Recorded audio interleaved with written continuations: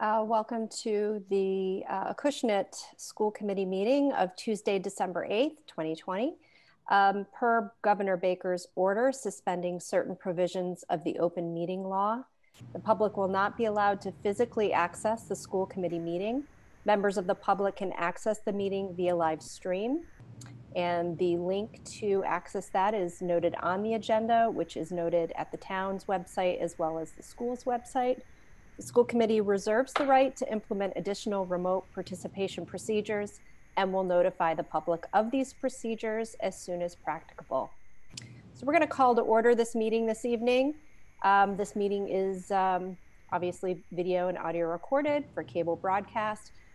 And we will begin with our approval of minutes and payroll and warrants. So if I may, I'd like to request a motion to approve the school committee minutes of October 27th, 2020. So moved. Second. All right, any discussion on that? All right, seeing none. Ms. Benavides, are we doing roll call votes on everything again? For the voting we do. Okay, we'll take a roll call vote then. Mrs. Gomes? Yes. Mr. Sumner? Yes. Mr. Tebs? Yes. Mr. Hood? Yes. And Mrs. Downing? Yes. Thank you. Okay. If I can request, please, a motion again to approve the executive committee meeting minutes of October 27th, 2020. I'll make a motion. Second. Who was second? I'm sorry. I think we had a tie there. Ron. I got it. You got it, Ron. Okay, Mrs. Yeah. Gomes? Yes. Mr. Sumner? Yes. Mr. Tebs? Yes. Mr. Hood? Yes. And Mrs. Downing? Yes. Thank you. And finally, please, a motion to approve the payroll and warrants. So moved. Second. Second. And Mrs. Gomes? Yes. Mr. Sumner? Yes. Mr. Tebs? Yes. Mr. Hood? Yes. And Mrs. Downing? Yes. Thank you. All right. No old business this evening. Moving on to delegation. We want to welcome your comments tonight. So if you would like to forward any comments, please email them to our recording secretary, Kelly Benavides, at kellybenavides@acushnetschools.us. We're going to give a few minutes for those to trickle in. And while we do, is it okay for us to move forward in the agenda, Mrs. Benavides? Yep. All right. So we will move on to new business. Dr. Bailey, if you'd like to begin with your report. Sure. So the first thing I have is the personnel report, and you will see that there is one resignation there. And I just wanted to make note that we will be doing an exit interview probably later this week. We're doing it both electronically and more of an informal interview in person. But that's all I have on the report. Does anybody have any questions? What's the last date of service? Just curious on that. December 30th.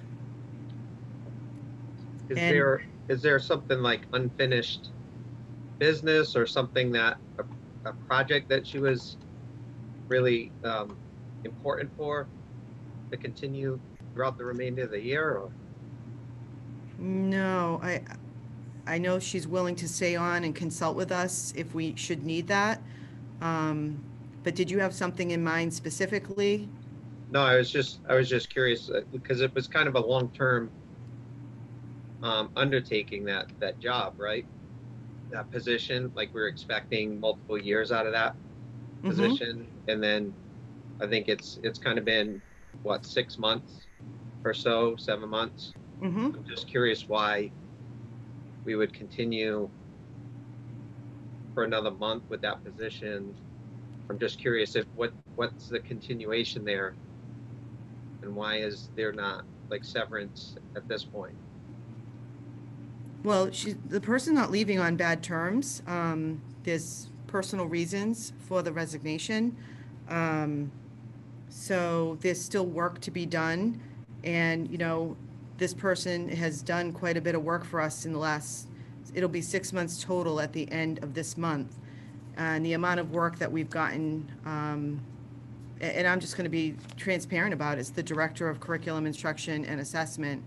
I would say that it's a big loss to the district, but these things happen at times. But like I said, we will be doing an exit interview.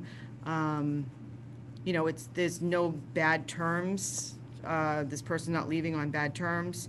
So, you know, we want to try to get as many days from her as we can. She does great work for us. No, I was just asking in regards to the representing taxpayers.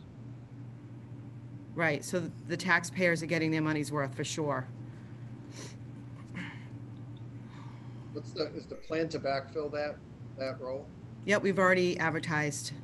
So we're gonna try to fill it as soon as we can. We've got to find the right person for that job. So we'll see what we get. But I believe that was posted already to School Spring. Is that correct, Mrs. Benavides? Yeah, okay. I have a question, Paula. Mhm. Will the school committee be privy to the exit interview, or is that something that needs to be kept confidential? So we can certainly discuss it. It is a personnel matter.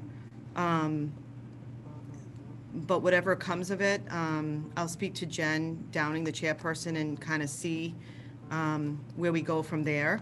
But it is a personnel matter, so, but I'm certainly open to a discussion, a follow-up discussion, if that's something that the committee would like.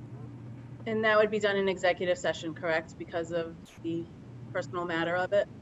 Well, again, I would speak to the chairperson just to double check, as it is a personnel issue. So before we make that decision, but I definitely will look into that. Okay, thank you. Yep.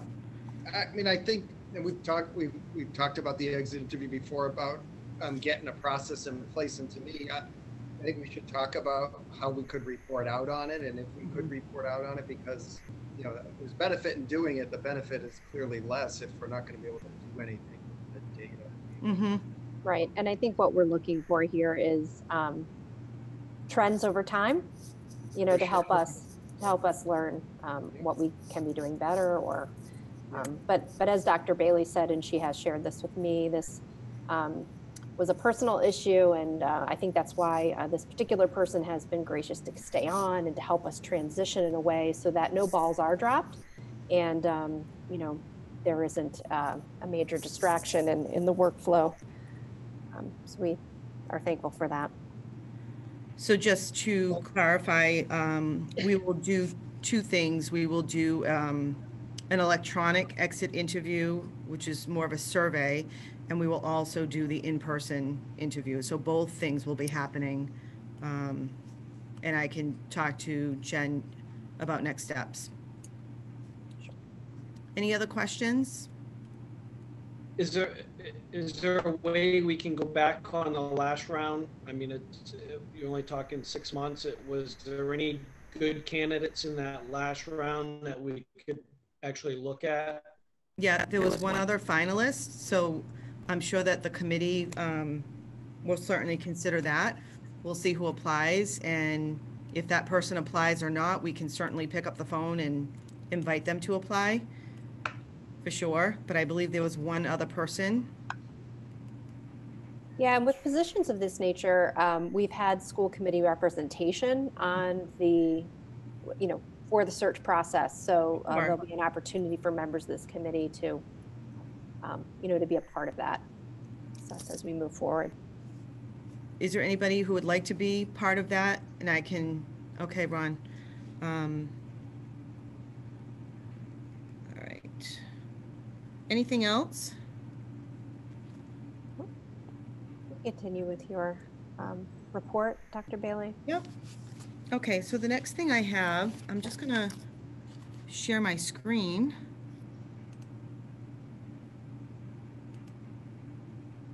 Can you all see that? Yes. Okay. So the district conducted a survey, as you know, as we begin to transition over to our winter and spring learning model. We know that we had originally told families that, for example, if they were in TECA, we would kind of revisit things in January. And in order for us to transition over, we definitely needed a lot of information so that we can plan for this transition. So the intent of this survey was really just to gather stakeholder feedback. I also included in your packet an article from the Boston Globe. And if you were able to read that, you saw that this issue is of getting all kids back to school is a lot of superintendents in the state are really grappling with how to safely return students. So it's not an issue that's unique to Acushnet. But you'll see in the survey results that our faculty and staff are really doing a great job of keeping our community safe. And when I say that, you know, all stakeholders are doing a great job, I'm really also speaking about parents. Parents have done a great job about keeping our schools informed when their child is not feeling well. We've been working with them on next steps. So it's really been a good team effort all around. I'm also very encouraged by the upcoming focus groups. As you know, the school committee has asked to do some focus groups, and I think we can get deeper into the information. This is a snapshot in time in terms of this data, but I think the upcoming focus groups with Dr. Maestas, we're going to get deeper into that work as we move forward so that we can together plan for the safest educational model for our students.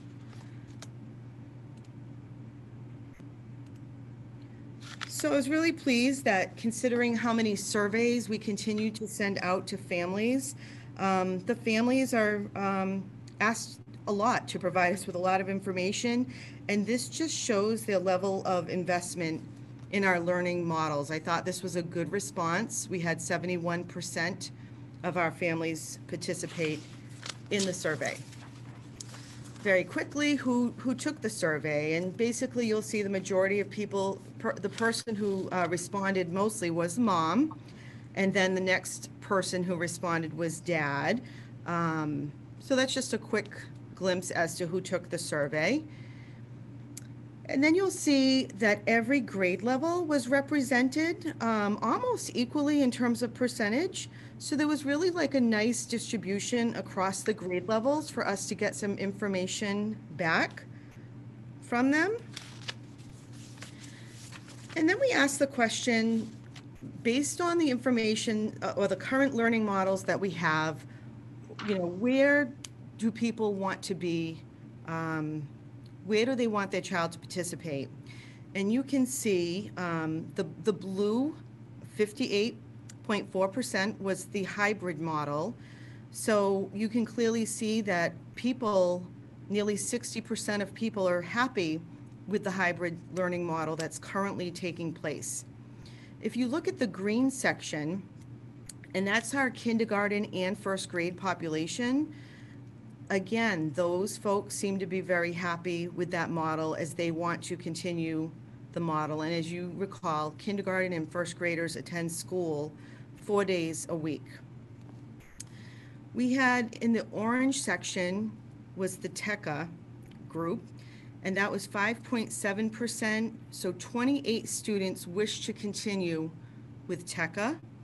And in that red section, we had 18 students, or 4%, would like to go fully remote with Acushnet Public Schools.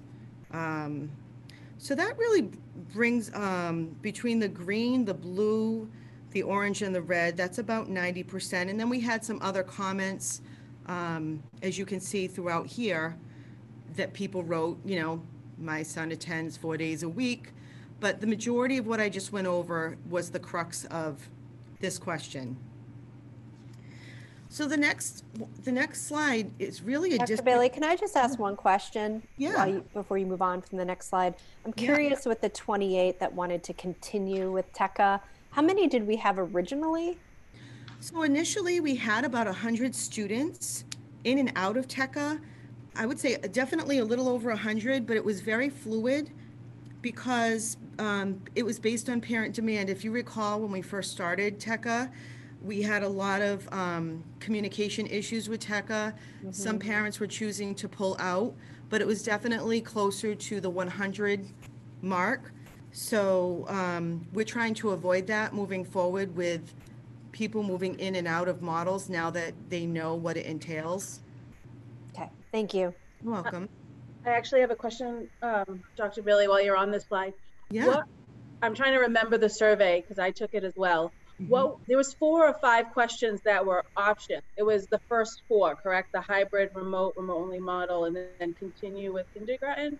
Mhm. Was the full in-person learning in there It was, as an option, or was that a write-in? nope, it was like a write-in. Okay. And then we broke that up into a separate question, which I'm going to go over in a minute. Okay. Thank you. Yep. So actually, this gets to it right now, so it's a good segue. We wanted to be transparent with our families that, you know, we have been having these discussions at school committee meetings about bringing more children back. So we had to let people know that it would be less than 6-foot spacing, except for kindergarten and first grade, because those classrooms are already small. They're already in place for 4 days a week. But the rest of the grade levels, we would be looking at, if it was safe, going less than 6 feet. So the way that people responded to this is nearly 48% said yes, that they would want to send their child back. 30% said no, and then 22% were undecided. So you can see that undecided, we really can't discount that right now because that's a big portion depending on which way people would go.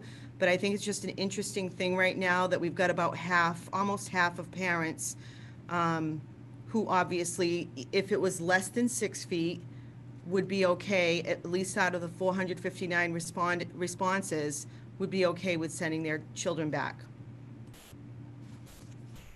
So then we decided to break it down by school.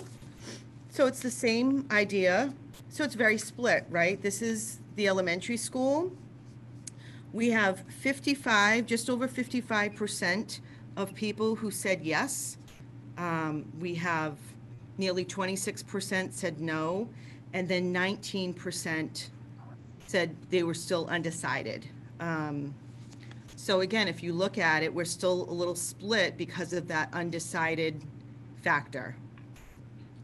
And then we look at Ford Middle School, very similar. 40%, nearly 40% said yes. No was 32, nearly 33%. And then about 28% still undecided at this time. So depending on which way the undecided folks go, you know, again, it's still very split at this time. So we wanted to know, we asked some transportation questions. How will you be transporting your child to school? And as you can see, 48.3%, they will drop the child off. We asked if transportation was not available because, as you know, we have a very particular guidelines right now for busing and we can't fit all of the children on the bus. 4%, which was 20 people, so that's that orange section right here, basically said that they would be willing to drop their child off. The rest of the folks basically said that they need the bus. So again, this is not an important piece of information to know that busing is very important. It's pretty evenly split, but a lot of people rely on the bus. So being the liaison between Dr. Maestas and the school committee, what I've done is I've attempted to organize a timeline as we begin to organize all of the voices. This is certainly not written in stone. It's very fluid. And I will leave it up to the committee and to Dr. Maestas as he facilitates to be guiding us on this timeline. But again, this is just first crack at it. We're looking at December because we're already in the middle of December. We have the holidays, but we are meeting to plan with Dr. Maestas. He's actually attending the next workshop, which is this week on Thursday. He will be meeting with the committee. And if he can get the meeting scheduled, we will certainly be doing that. In January, we hope to finish up the stakeholder meetings. And again, I think stakeholder meetings are very different than a survey. You can get a lot of information. You can ask follow-up questions. So I think getting people's voices with all the stakeholder groups that we've previously discussed will be very important. And then we'll have a follow-up meeting to communicate the plan and make adjustments. And then we're looking at February. Again, depending on the data, and this is just a guess based on the data that we got out of this survey. We looked at it as not everybody at this point is comfortable less than 6 feet. So we were thinking perhaps if we tried it with one grade level at each building, and again, this is just an idea, we may change our mind after meeting with the focus groups. We could try it for several weeks, and depending on how it goes, parents would say, okay, it is working, let's bring on another grade level.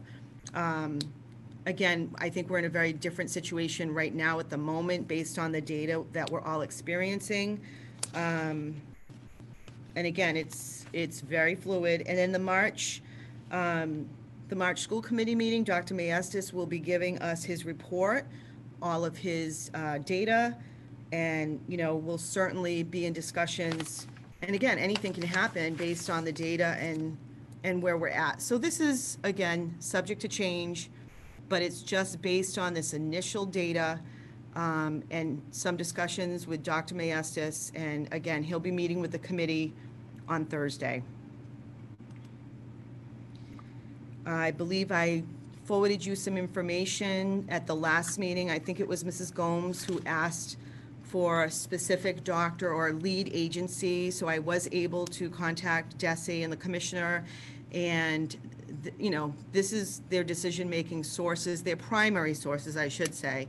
You'll see that the CDC is not listed. It doesn't mean that they don't look at the CDC. It's just that these are the primary sources that they utilize when making decisions.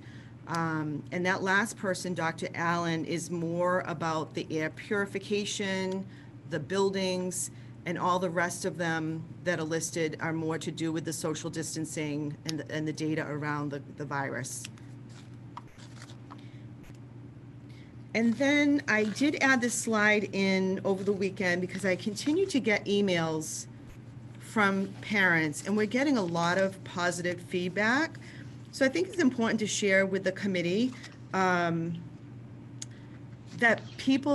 this is not an ideal situation, the pandemic, obviously, but given what we're doing and the way people are working together and the live streaming, people have been extremely happy.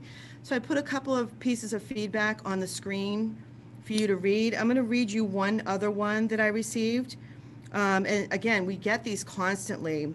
I want to say thank you for all of your hard work and dedication to my 3 boys and to all of the children attending the Acushnet Public Schools.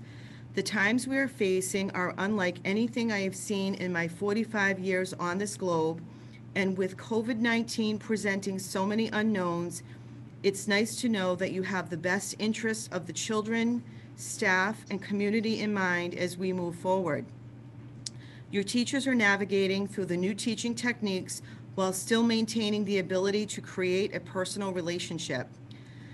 This is far from easy, but so far my children are doing great, and I can't wait to be in school. And even though it's on a hybrid plan, I think my boys are adapting a lot better than I could have ever hoped for. So he goes on, but I just wanted to give the committee an idea that we are constantly receiving very positive emails from families, and we want to continue. My goal is to continue to work with the committee in a collaborative way to continue to strengthen the model and hopefully at some point get our children back full-time when it's safe to do so. So that's all I have at this point, and I'm going to turn it back over to Mrs. Downing because I believe that you wanted to lead a discussion about this information. Sorry, I was on mute. Yeah, well, I just wanted to open it up for some brief questions, and just to remind everyone that we are going to be meeting with Dr. Myastis on Thursday. So you'll have an opportunity to ask some more questions about the focus group process and what he has in mind and how he's going to structure this. Dr. Bailey and I met with him, gosh, I think it was last week, and had a really great discussion with him. He's clearly well experienced, very experienced in doing this kind of work. And so I think we picked a great person to do this for us, a nice neutral voice that has clearly a lot of experience in group facilitation and stakeholder engagement. So anyway, I'll turn the floor over to our members if you have any questions or comments.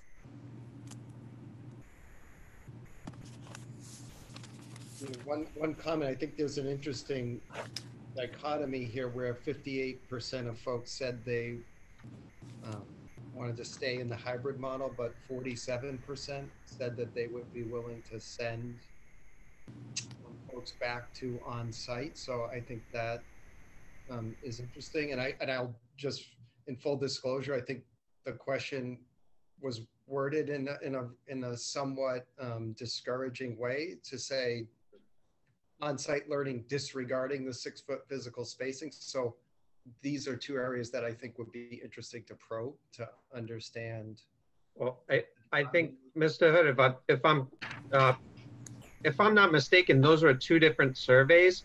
So we're actually not getting the same people answering those two questions necessarily. So I don't know if there's a correlation between the 47% on the second one and the 58% on the first, because those were two separate surveys, correct, Dr. Bailey?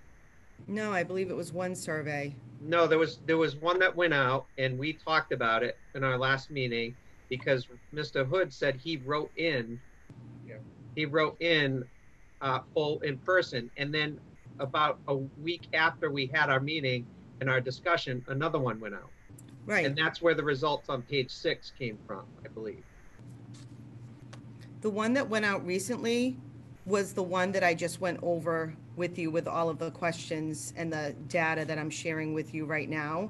There was an initial very quick survey with a couple of questions, but then the district followed it up with a more in-depth survey. But to Mr. Hood's point with the questions, I think all surveys are like that, to be honest with you. Even the way people interpret the survey questions, I think focus groups will give us a much better interpretation of the data. Again, this is a snapshot in time of 71% of our families who took the survey. It gives us a basic idea. But it was important for us to be honest with families that we want to make sure that they realize that the kids coming back, not the K and 1, but the kids coming back, it would probably most likely be less than 6 feet because we don't have the physical space to get them in. So Dr. Bailey, I just want to get clarification on your slide deck. Number 5 on page 5. Okay, what learning model would you like your child to participate in? That question was in a totally different survey than the question on page 6. It was totally different survey that were sent out a couple weeks apart from each other. If you just give me a second, I actually have it up. Hold on. Okay.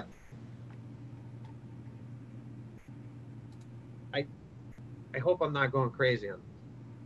I think I'm losing my mind because I feel like I answered both of these questions in the same survey, but I might be. There were two separate surveys. Yeah.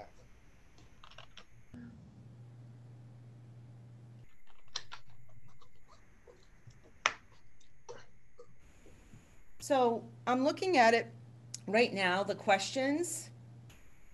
And one question says,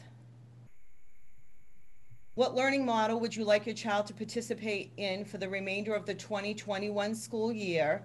Your response does not guarantee the final plan for your child, and it gives the choices of hybrid model at Acushnet, remote only at Acushnet, remote only TECA, and continue with kindergarten and grade 1.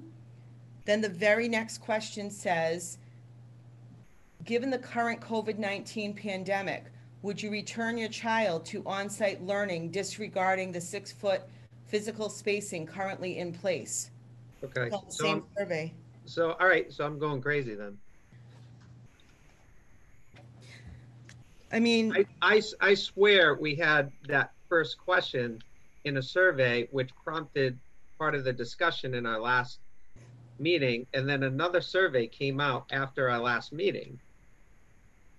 well, I reported at the last meeting that that first survey was just a very quick snapshot and that we were planning to do an additional survey, and the committee asked me to include 2 questions, which I did. All right. So About the distancing. I'm confused on it. All right. We Okay. had a pretty robust discussion at the last meeting about 3 feet, Right. 6 feet, and we really wanted to get a better sense of families' comfort level around that. And so I think that's what prompted this second survey, if my memory serves me right. Yeah, so we were already planning to do the survey because for our planning purposes, to do the transition into the January and beyond model, we definitely needed more information.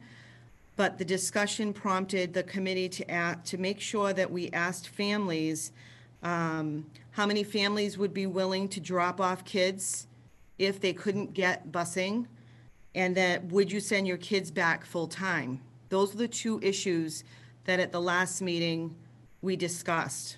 All right. I'm sorry. Um, Thank you. It's okay. I had a question about that. So again, we all know surveys can be confusing to depending on who's reading them, right? So I think that busing question was confusing to people, because I think if it was mentioned, you know, do you want your child to go back full time? And then another question of, if you had the option of going full time but no busing, would you be willing to drop your child off? I think if it was worded that way, you would have gotten a lot of people saying, yes, we'll drop them off.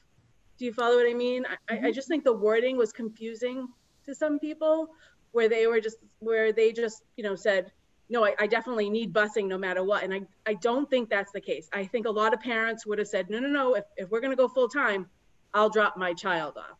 I just have a feeling that it would have skewed more that way if it was just worded differently.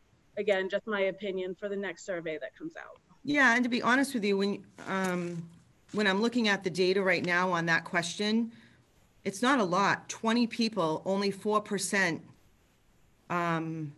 said they were willing to drop their child off. I see what you're saying. And then 47% wanted the bus, and then it was split. 48%, it sounds like they already drive their children to school possibly. Yeah, I just think the wording of our surveys that we send out is a little off. We need to be very specific, even if we're wordy. As long as we get our point across of what we're asking, I think we're going to get better, more accurate results. And that's, again, just my opinion. But I did have a question, and I don't know if you're going to cover this yet, so I'm just going to throw it out there and you tell me if you're going to take it at another time during this meeting. The TECA model, those children are done, I believe, like the second week of January. So are they going to have options of going full remote at Acushnet Public Schools and or continue remote only at TECA? That's what we're working on right now. Okay, so we don't know yet, correct? Probably. This survey actually gave us those numbers, and it sounds like the numbers are low enough spread out across the district that it won't be considered, a burden, if you will. It's probably not a good word, but it won't be a big deal to have 1 or 2 children, let's say, added to a class. Perhaps they were in TECA for the fall. They might be able to join a class for the springtime, the winter and springtime, through Acushnet Public Schools. At full remote, or they would be giving the option? At full remote? Or they could stay with TECA. They have the option. Okay, so the option, hypothetically, and I'm not saying that this is what we're going with, but it would be either remote only again for that second semester through TECA, remote only with Acushnet Public Schools, or hybrid with Acushnet Public Schools. Those will be the 3 options for those parents. Yes. Okay. How do they go remote with Acushnet Public Schools? How does that work? I would assume it'd be the same as how they're doing it remote now, right? Mm-hmm. So like, for example, currently right now, we have a total of 168 kids quarantining or out full remote. So those kids get the live stream through their classroom teacher. They access the Google Classroom. Everything's done through the computer, but they're at home. Right now, we have a total of 168 students out and a total of 23 staff members out quarantining due to COVID. But the good news is that those children are still able to access their education through working remotely. And a lot of the staff, because they're quarantining, many of them are still working from home to provide those students with the remote learning. So again, the goal is to give our students uninterrupted learning that's, as robust and rigorous as possible. Nothing is the best as being in person, right? But we're trying to keep it flowing and going in a positive way, as long as the teachers are not sick, that they can't provide that to our students. So going remote Acushnet Public Schools would be, just like we said, they're just accessing Acushnet instead of TECA from home. And that would be probably very similar to, is it similar to last spring, or like where they're getting 1 or 2 touch points a day, or and then really just kind of pack it or Google Classroom work? Is that what it is? There's live classrooms going on, classes going on throughout the day. So I'm just speaking from my children's own experience. They're in hybrid. So they are in school Monday and Tuesday, but on, Thursday, on the other days, they are participating in live classes while the other cohort is in person. So they're together. So that's like constant. So that's constant throughout the day? So yeah, I wouldn't say 6 hours a day. We don't want children on the computer for 6 hours a day, but the rule of thumb is any new teaching that is happening, we want the students at home to receive that new teaching and learning at the same time, whenever possible. So it's not like teachers are teaching to one group of students in front of them on Monday and then they repeat the lesson on Thursday. They're actually continuing their curriculum all week long. It's just some students are accessing it in front of them and some students are at home accessing it. And the teachers have been really good about letting the kids know, okay, you have 20 minutes to work on this. He or she might keep the computer on, but it's not necessarily, they're working on some independent work. But I've been watching lessons and I'm pretty impressed with the level of engagement, even from the kids at home who are participating in the lessons. So I'm very encouraged by that. Right. Ms. Downing, I did have some other question or comments on it, on the discussion. I did reach out. I thought that I agree with Mr. Hood and Mrs. Gomes. I thought I was on an island. I think I sent you an email, Dr. Bailey, probably right after that survey came out and asked you, how do you come up with the questions on the survey? And I really didn't respond to that because I really felt like I wanted to hear the thoughts of the other people on the committee before I, said that. But I thought the questions were kind of lacking detail. And the detail that was there, like Mr. Hood said, was a bit discouraging on that. What I felt was the most important question of the survey. And it was the only one that said, given the COVID pandemic, which could have prefaced any of those questions, and then to say disregarding the 6 feet, that wasn't really what we had talked about. It was more about, trying to fit as many people as possible under the DESE guidelines of, no less than 3 feet, and really trying to maximize the space, get as close to 6 feet as possible. And I just felt like that could have been worded a little bit differently And so now it leaves us with this survey and the results of the survey. It's really difficult to extract any real information from it. And we're just kind of sitting here lost and thinking that we need another survey. And it's kind of, counterintuitive to making progress here as the calendar keeps slipping away.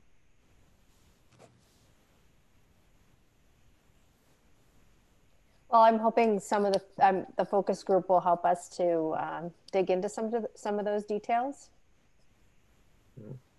Yeah, and we can certainly discuss questioning with Dr. Maestas on Thursday.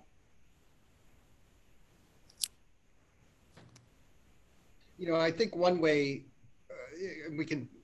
with the surveys is it's hard to keep people's attention to complete a survey if we start getting too wordy, but one way might be to just ask more questions, try to keep them short and build on it, right? And so, for example, would you send your kids back to school? Yes or no, whatever. And then would you send your kids back to school and disregard the 6 feet, assuming there were other safety measures in place. So, right. So it's hard to give all of the context and do it, but maybe it just trying to keep it brief and asking more questions to kind of peel it back. But that's neither here nor there. I think we need to peel some of this back when we have the focus groups and understand, what people's point of view is.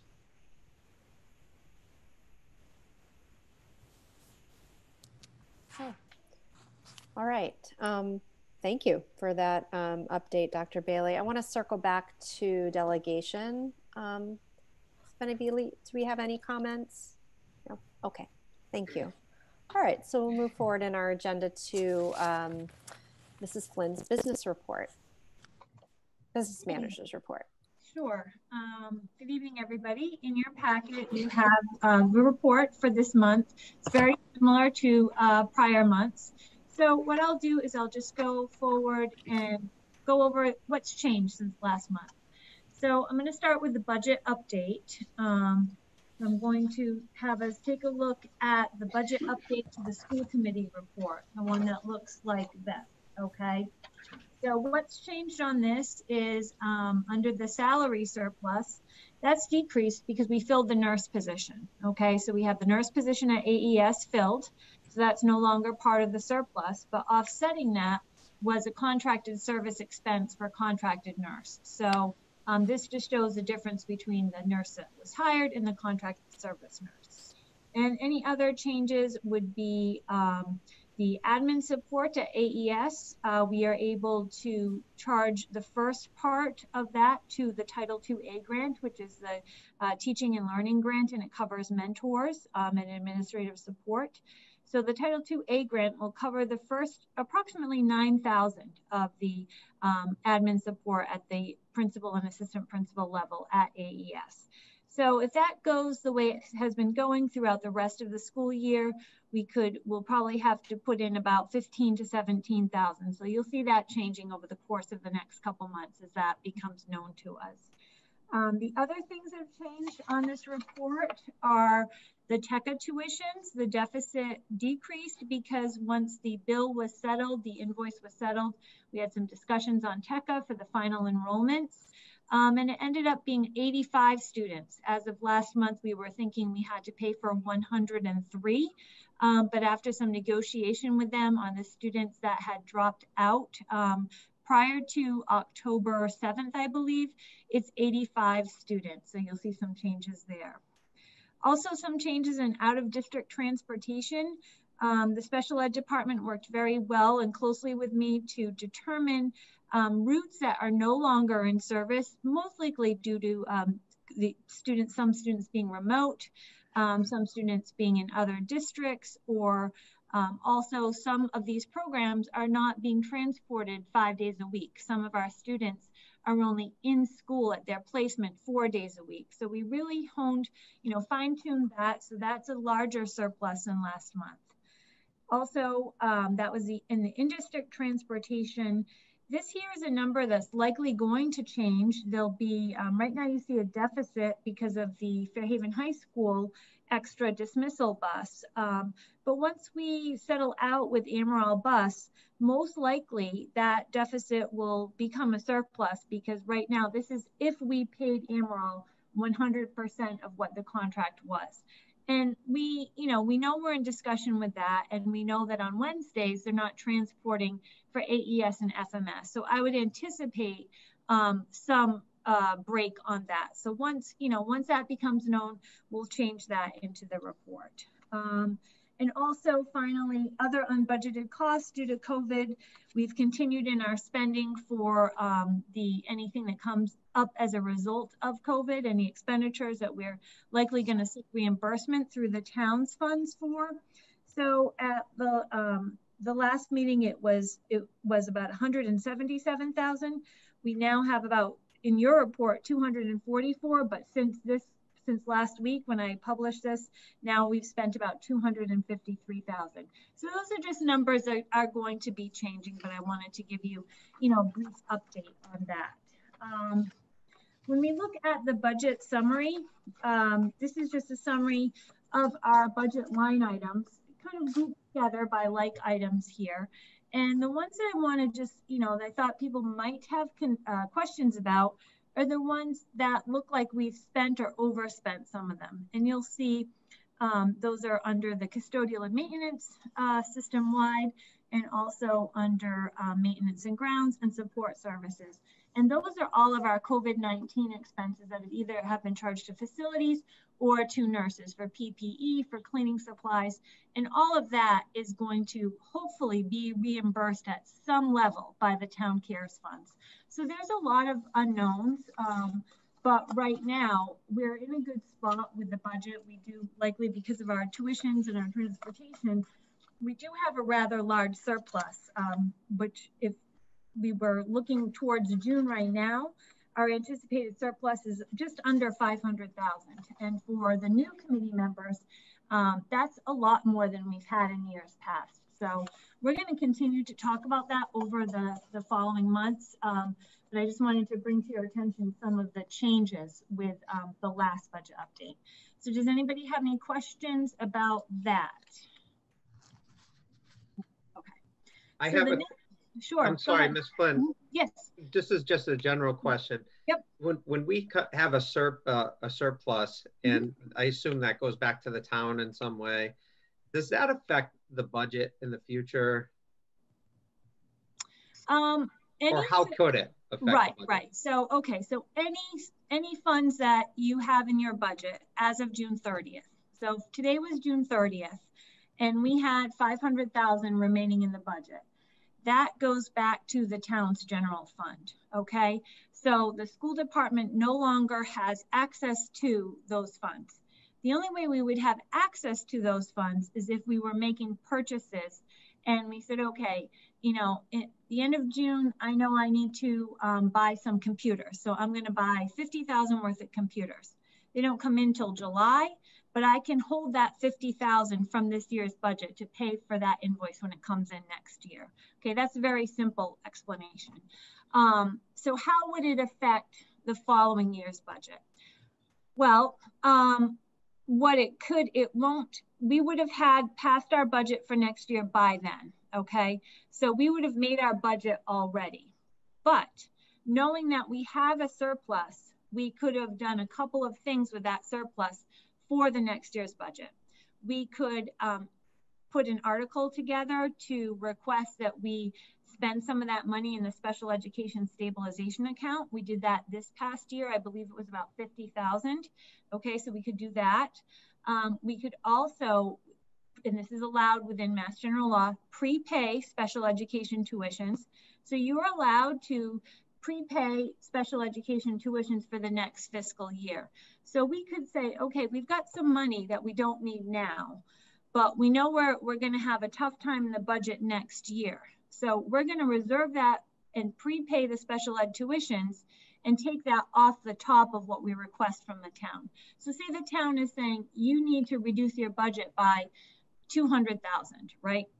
And we know we have that 200,000 to go ahead and prepay those tuitions. we wouldn't have to cut any other line items, any salaries or anything like that, because we would go ahead and get ahead, and that's also allowed, you know, under the law. Other than that, you know, sometimes having a surplus, it depends on, you know, the particular finance committees that we're dealing with, or the boards of selectmen. They might look at it and say, well, you didn't spend all that money last year, so how could you possibly need what you're asking for this year? So there's a lot of, like, you know, situations and discussions that are going to be going through for the budget process. This year, I really think any of this we need to be held harmless for, because keep in mind, we were making this budget back in January and February before we even knew we were going to be in this pandemic. So everything that we based our assumptions on, it's all changed. And a lot of our surpluses are due to the fact that our out of district students, which is a big portion of our budget, some of them are staying home, some of them aren't being transported, some have moved out of the district, some have moved back into the district. We didn't fill several positions that were open at this point. So we've had a lot of breaks on the good side for us.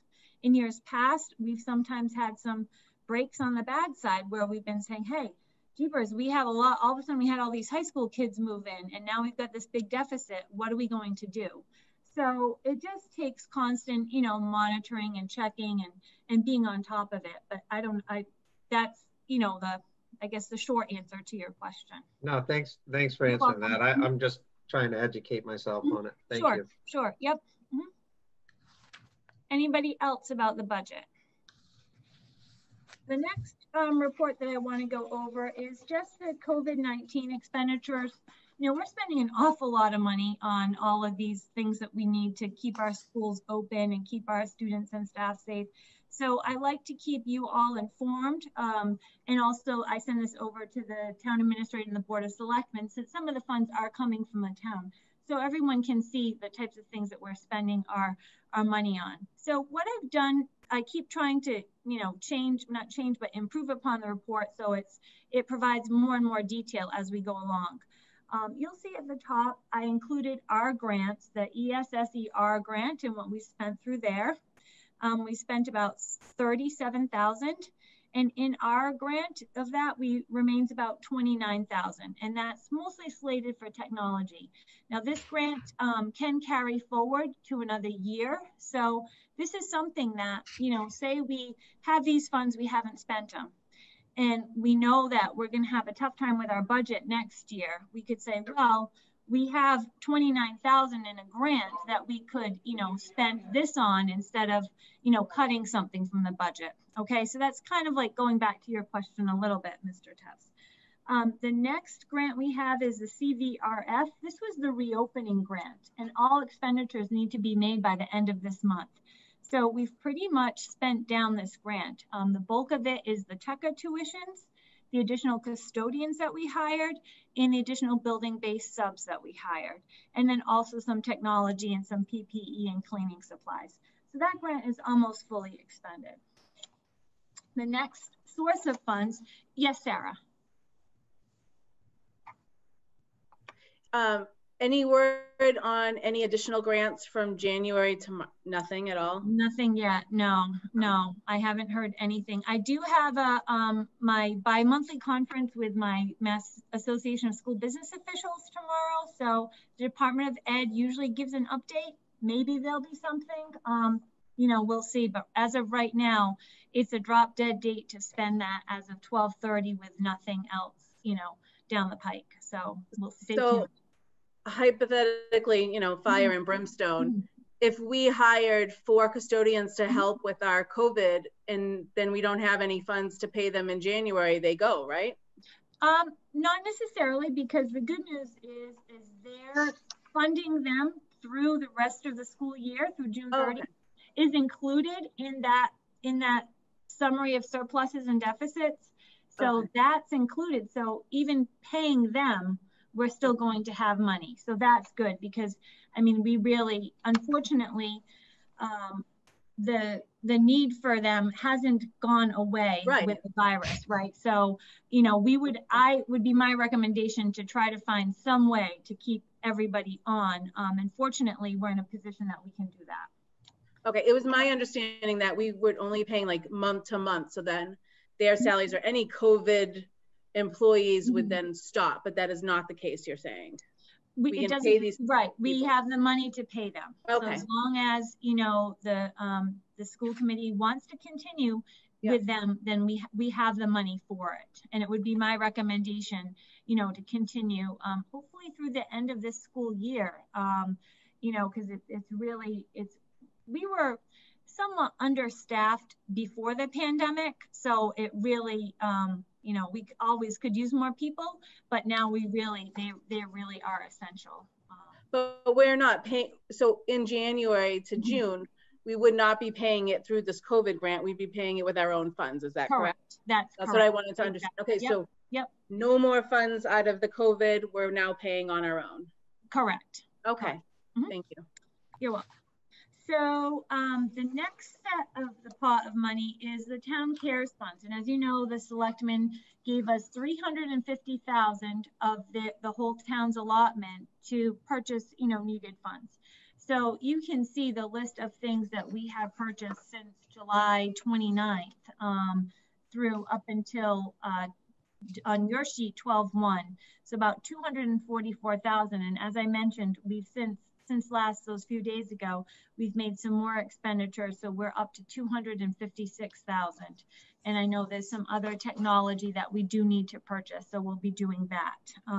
I don't know that we'll get to the entire 350, but everything that we've purchased have been things that have been essentially needed. So since our last meeting, some of the things that we have purchased, would be some of the larger items. We did some additional walkie-talkies for mask breaks and outdoor lunch and outdoor classrooms to increase, the communication and safety. We also got some extra video conferencing licenses with Zoom because we'll be conducting a lot of our business over Zoom, and we needed to upgrade that. We purchased a floor machine to clean the hallways, because what was happening is the kids were going outside during mask and lunch breaks and then tracking all kinds of grass and dirt and mud into the buildings, and it was becoming slippery, it was dirty, and it was difficult. One more thing for the custodians to keep up with. So we were able to purchase a sweeping machine to kind of help that, make it quicker, and help them out. Other things we purchased is some more projectors and switches for remote instruction, some hotspots. We purchased an additional 43 Chromebooks for teachers. And these, I don't know if they've been received yet, but our first installment was, and those were received quite well from the teachers. So I think that the plan is once those teachers receive their Chromebooks, the ones that they were using will be pushed out into some of the classrooms for students, okay? We did purchase 12 more air purifiers for some rooms that were inadvertently left off of the original supply. And some of these rooms were rooms that aren't being used as a classroom space right now, but if and when we do return to full or have more kids in the building, those classrooms will be used. So we'll want to have an air purifier in there and some filter kits. And we also purchased some more document cameras for remote learning. So those are just some of the changes from the last time we spoke. So that's the COVID expenditures update. Does anybody have any other questions about that? Sure, Mr. Tevz. As you were talking about the Chromebooks, did the other order of Chromebooks ever come in, the one from back in the summer? No, I think I'm not sure if we got a small allotment of them already or we're waiting for, but we do not have the entire shipment yet. That was, I believe it was about $101,000 back in June. So that has not come in completely yet. I think at the time that we voted on the return to school plan back in August, I think our ETA was somewhere middle of October. We would have had them all.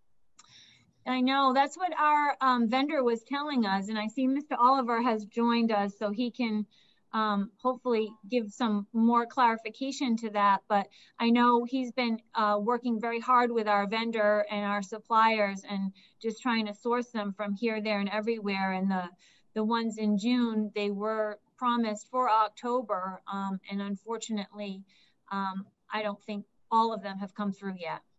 Do you want to add, Chris? Sure, I can interject, Madam Chair, as long as it's okay with you.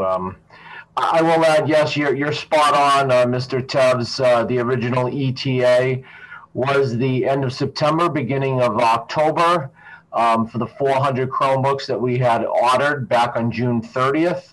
That's what I was told by my vendor, as well as the vendor being the reseller and HP being the manufacturer. Unfortunately, with worldwide shortage of different parts and whatnot, you have all of these vendors that I use are on state contracts. So we use state contract pricing. They're all vetted out, and they're all put on. They're all awarded the Mass State contract. With that, they all use the same distributors. There's a handful of distributors that all these different vendors use. The vendor that I purchased these Chromebooks through is Unified Networking. I use CDWG. I use Connection Inc. There's Wally Computers. There's a number of different vendors that use that are on the state contract. And unfortunately, they all use a lot of the same distributors. And let's face it, everything comes from China. All these Chromebooks, all these devices, they come from China. And we were able to secure out of 400 that we originally ordered, we were able to secure 50 of them. They were able to divert them from another shipment. They sent us 50. So as of right now, we're waiting on 350 Chromebooks. I was on the phone with the president of the company actually just today. And he was on the phone with our local New England Hewlett Packard rep. They're assuring me that we're going to receive somewhere in the ballpark of 50 to 100 before Christmas. I want to believe that's the case. However, I'm not going to hold my breath.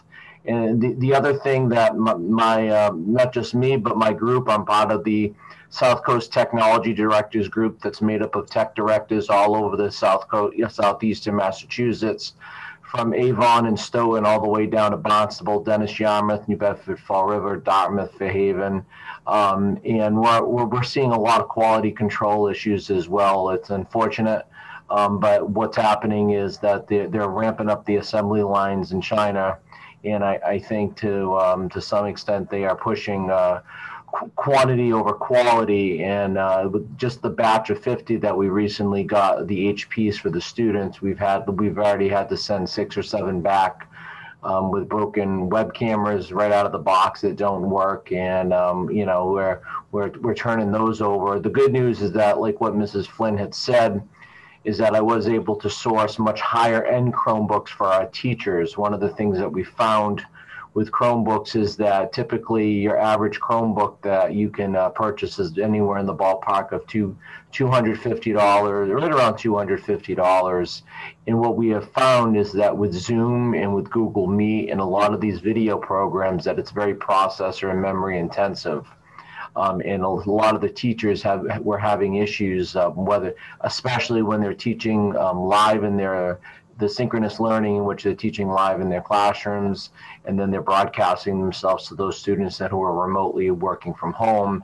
And there was glitchiness, and there were different things, because let's remember, some of the teachers, I got to give kudos to all the teachers, but some of the teachers had second monitors plugged into their Chromebooks. I saw one teacher with a 32-inch TV that they had brought in and plugged into their Chromebook as a second screen. And all these different things take up memory and processing speed. So with this batch of Chromebooks, we originally ordered 30, I think, a couple of months back, and it was a very positive.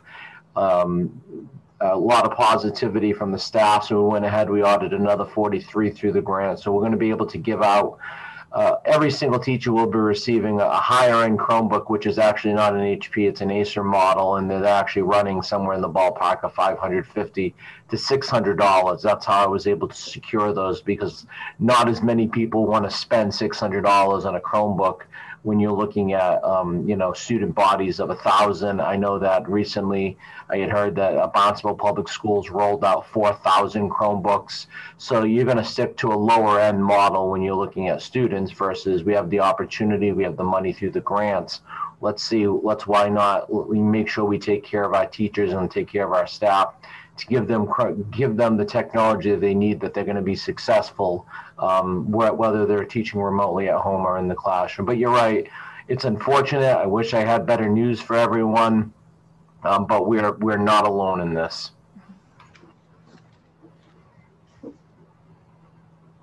Go ahead, Sarah. Go ahead, Thank you. Chris, I got a question for you. I mean, is it possible to, I just did some quick math here. So we need to go on the state contracts for under 10,000, anything above 10,000. Is that still the case for IT? You need to either solicit 3 quotes or follow the state contract for anything above 10,000. Right. Anything above 50,000 is a sealed bid. Just 10. All right. So why can't we, I just did, like, again, quick math, 38 computers at $250 is about $9,500. Why can't we purchase like 38 computers at Best Buy, Walmart, and I'm just thinking outside the box here. Could we do that and just go to these retail stores, since we have the rest of we do have a lot of COVID money, that has to be, that we could use up. You know what? That's thinking outside of the box, Mrs. Gomes. I can appreciate that. One of the things that I will say, and Mrs. Flynn can correct me if I'm wrong. Do that, can you? well, one of the things is that the 400 computers that we ordered back June 30th, that we received only 50 on, that money is encumbered out of FY20. So if I were to, and some districts have done that, they've canceled the orders. So we could certainly cancel that order for, and just pay for the 50 Chromebooks that we received. But correct me if I'm wrong, Mrs. Flynn, that because that's encumbered from FY20, that money would go right back. We would not be able to spend that money on any other purchases in FY21. Okay. So encumbered solely for that purchase and that purchase only. But what you mentioned, Sarah, Chris has done. I know you bought some other Chromebooks from Staples, Chris. I know you've been looking around at different places and just trying to like scrape together what we need from all different vendors. So yes, to your point, Mrs. Gomes, I actually did source, I think, 25 refurbed Samsung Chromebooks from Staples. We needed some for I think it might have been grade 2 or grade 3 to try to get them to some families that didn't have devices. So I did actually source for the first time. I was like on the phone, and I was able to source some Chromebooks from Staples.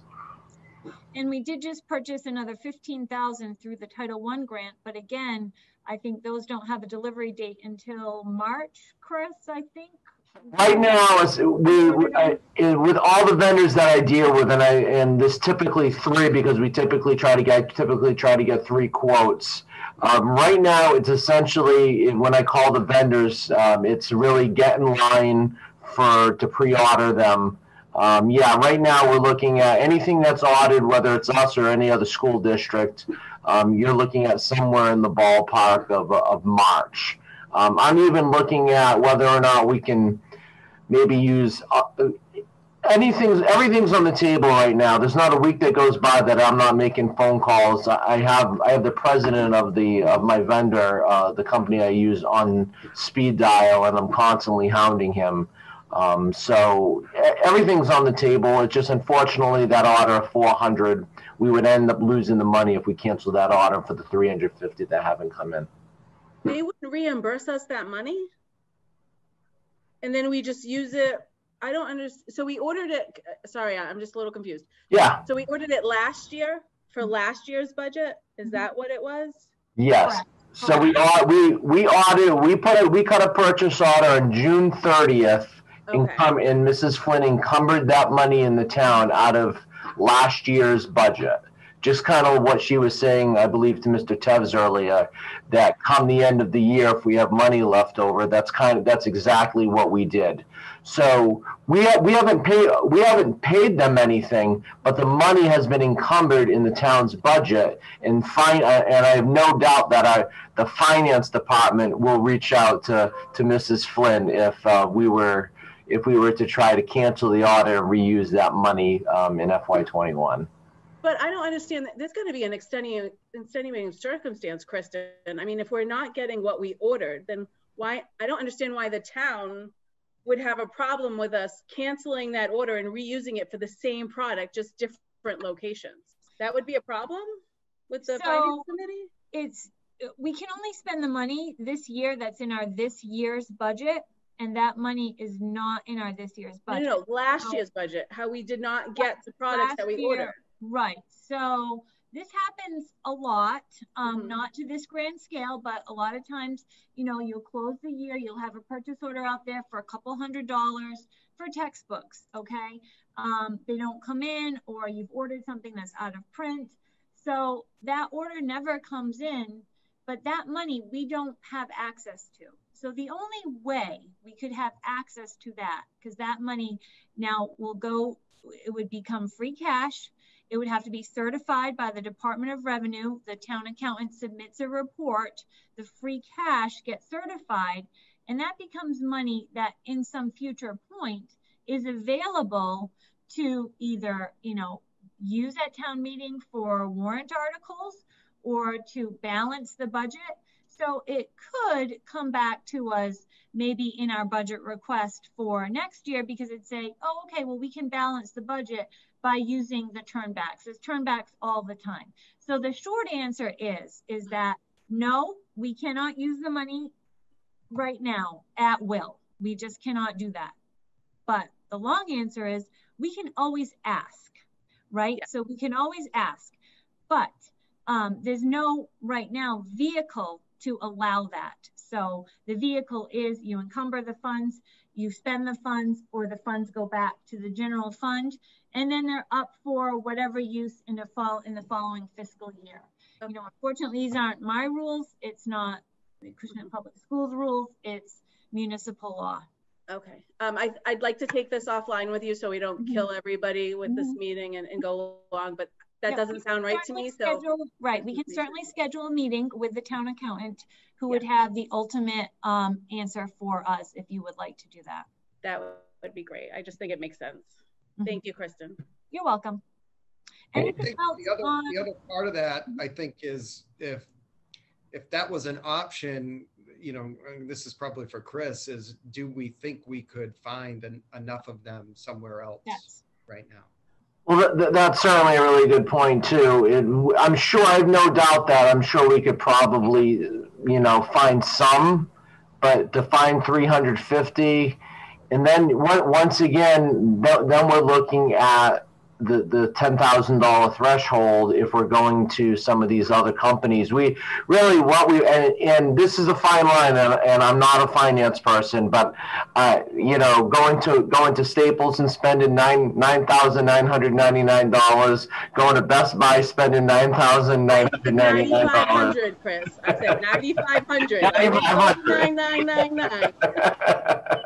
So yeah, you know what? I'm open to anything, and if anyone, you know, I thank you all for the support. If there's anything that we can do to expedite this or go in a roundabout way that's legally and ethically sound, I'm all about it.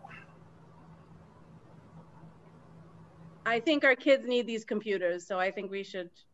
I mean, whatever I can do to help, we'll talk about it offline. I would agree. I'm open to it. Thank you. I think our best bet right now is Santa's workshop, maybe, if he can bang some out for us, because if I think he's our last hope at this point to get Chromebooks, and we might be competing with all the other good little boys and girls across the Commonwealth as well. So any other questions about the COVID expenditures? All right, I'll quickly talk about the school lunch reports.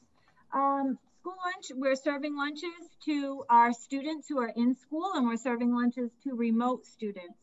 The report that you can see, it shows a deficit in the school lunch program, but that's only, temporary, because we still haven't, as of this report, we hadn't gotten the reimbursements for the lunches that we sold, that we provided, because all lunches are free now for October and November.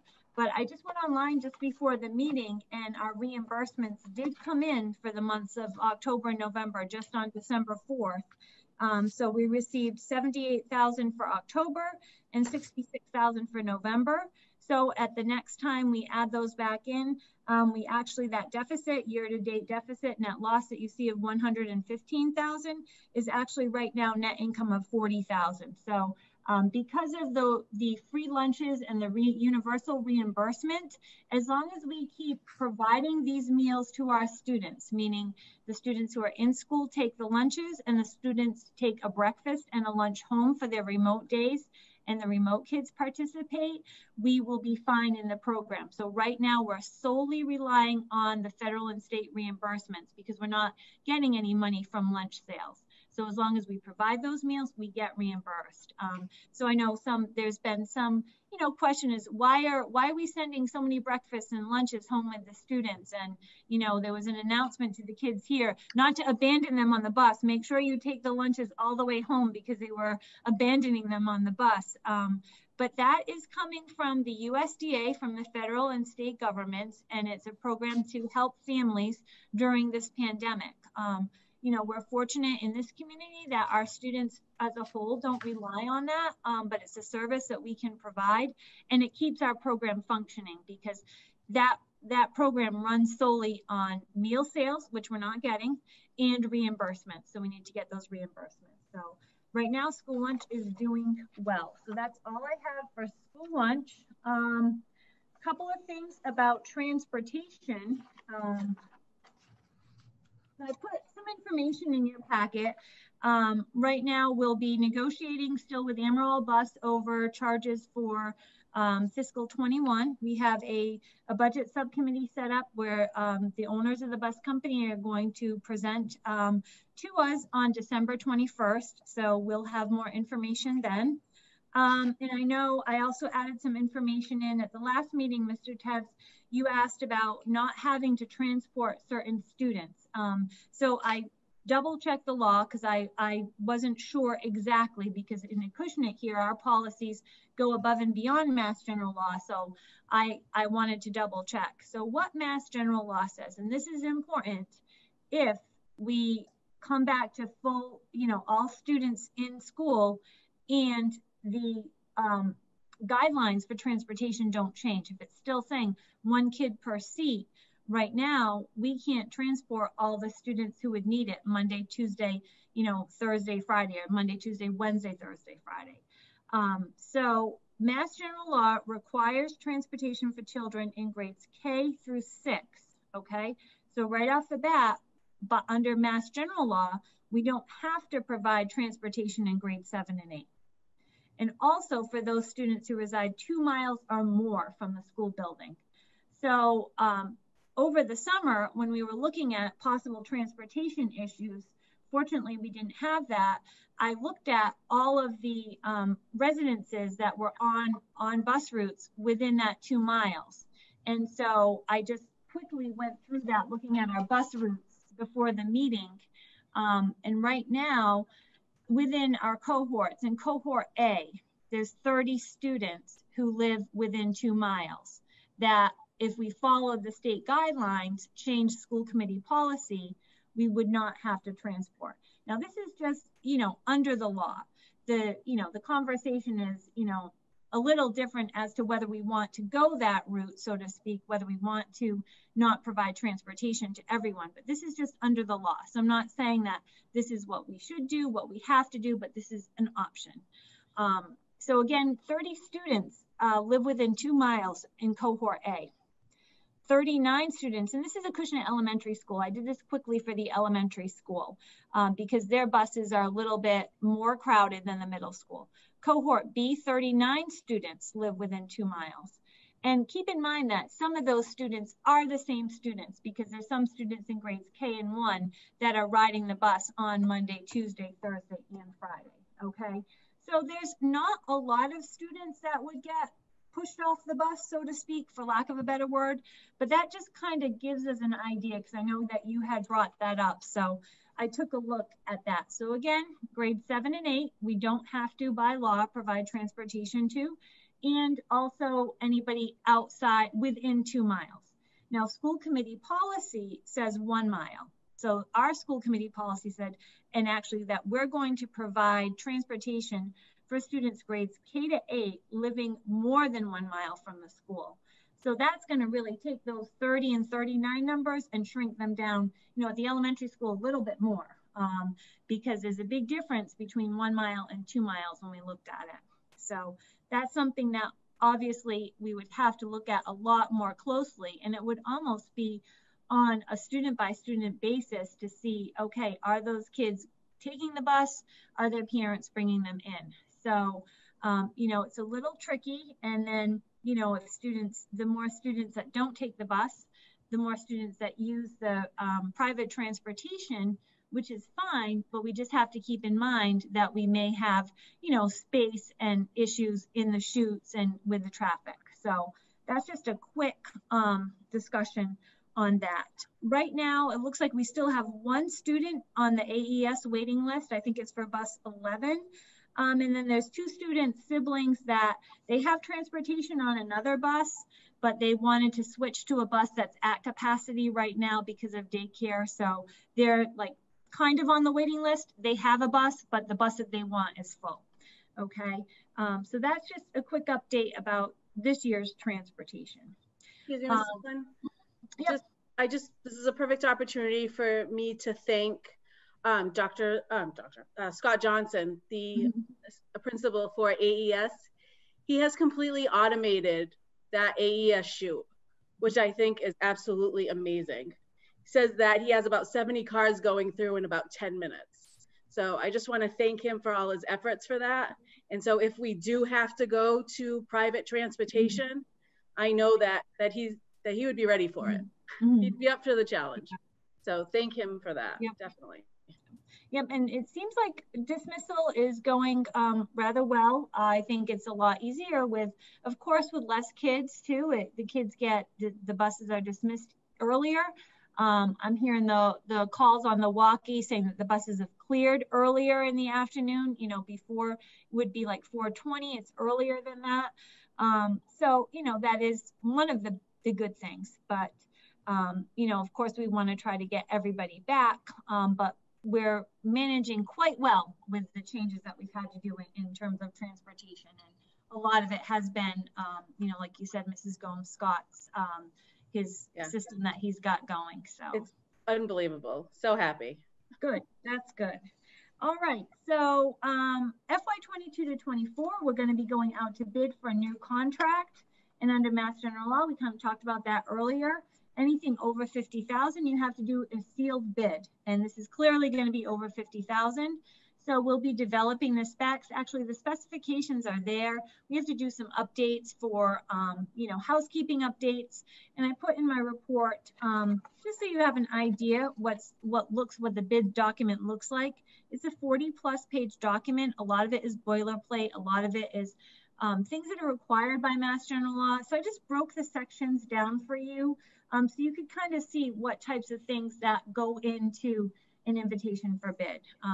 You know, they can be a larger bid, like the one we're going to do for the roof. That's probably going to be even more comprehensive. It depends on what you're procuring, but this is our school transportation one.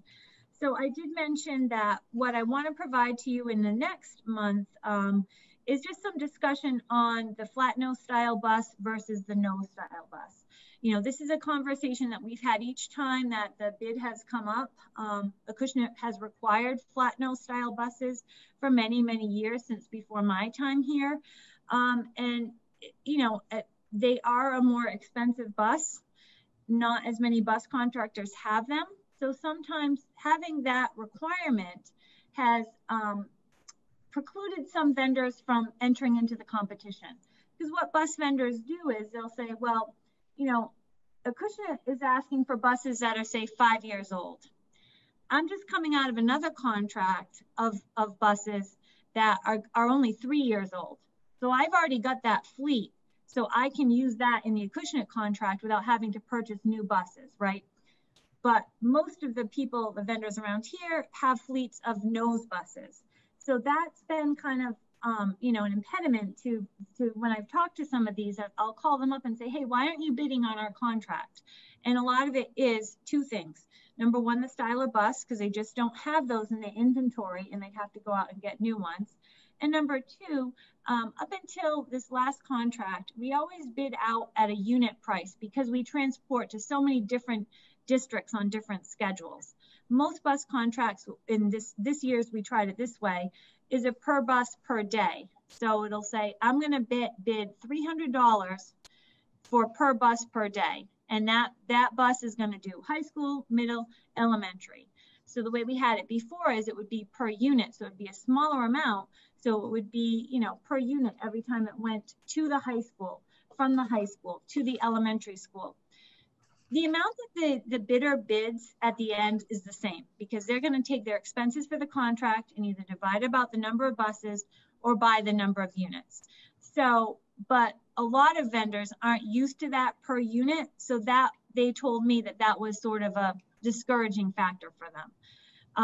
Either way works for us. Now during the pandemic, if we did have the unit price, it would be a lot easier because we could say, okay, on Wednesdays, you only did so many units, so we're only going to pay you for those units. But what we have right now is a price per bus per day. So that's the price no matter what the bus does or doesn't do. So that's where the discussion is with that. So what I said is, you know, I'd like to try to get some more information. A few contracts ago, I tried through my association, Association of Pupil Transportation, to try to get some information on why, you know, what the difference between a nose bus and a flat nose bus is to help make the decision. There wasn't a lot of information at the time.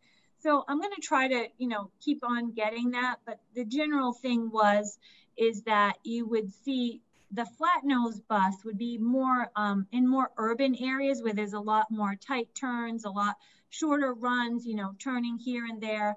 In a more rural area, you would, you know, those areas would typically use the nose buses. And they also said that, you know, this is from research from several years ago, the nose buses, the safety features have been enhanced. The thought years ago was with the nose bus, you couldn't see around the front of the bus, right? So those have become more tapered. The windows have been improved. So that sight line of the driver on a nose bus has been improved. So some of the things that, you know, we might look at and say that's better has changed over the years. So I do work with a transportation consultant that's helped us in the past couple of years, as I mentioned. So that's one of the things I want to talk to him about when we meet later this month. Yes, Sarah. So I would be willing to, you know, discuss or entertain in the contract. I know the reason why we went with the flat noses so you could see the children crossing the bus, but now the nose buses do have that big bar that comes across in addition to all the new mirrors that they have. I mean, I think that would be, you know, comparable to a flat nose bus. So I think we should open it up to the different style buses as long as maybe there was that bar that came across. That's just my opinion. So I agree. What I'm going to do is I'm going to try to provide you with some more information. Like I said, it was pretty scarce. The woman that I was working with, that's the head of the MAPT, she reached out to a lot of different contacts that she has in the bus industry, and we just weren't getting a lot of, you know, differences. I think most schools do use the nose style buses, and they just never, you know, made it a consideration. So, you know, we'll try to work on that. I'll try to get some information for you so you can be more informed. But, you know, that's the most important thing that we want to look at in that bid document. Everything else is pretty much, you know, standard, and it's pretty much the same. I will say this past 3-year contract, the bids came in 3 years ago, less than the previous 3 years. So we saved over $200,000, I think, from one contract to the next. Unfortunately, I don't anticipate that happening this year, but you know, we can certainly, you know, hopefully it's, you know, we get some competition. That's something that seems to be difficult across the Commonwealth. All the business managers feel the same way. You typically get your same vendor bidding on your contracts, which, you know, on the one hand is not necessarily a bad thing, especially if you're happy with your vendor. And, you know, Amaral Bus has provided us good service over the years. I have no complaints about any of that. And to switch to a new vendor would be a little bit difficult. But sometimes, you know, competition is good, and it helps people sharpen their pencil. So we're going to do our best to, you know, we did get at least one other bidder the last 3 years. So we're going to do our best to try to do that. And sometimes you can, you know, you can change your specs to invite more people to come to the table. So that's what I'll be working on.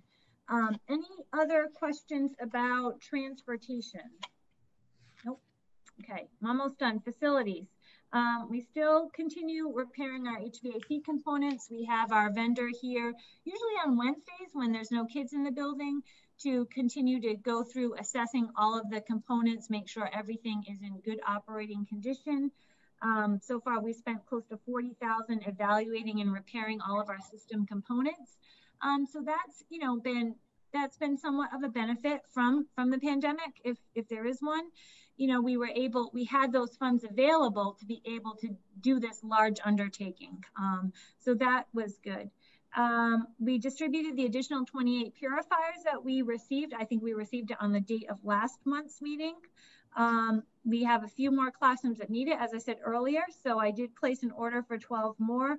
And we may have some smaller offices that we have to get some, you know, smaller purifiers for. And I was notified that our application for the Mass Saves reimbursement on those first set of purifiers was approved. So we are waiting for a check for $13,600 to offset that cost.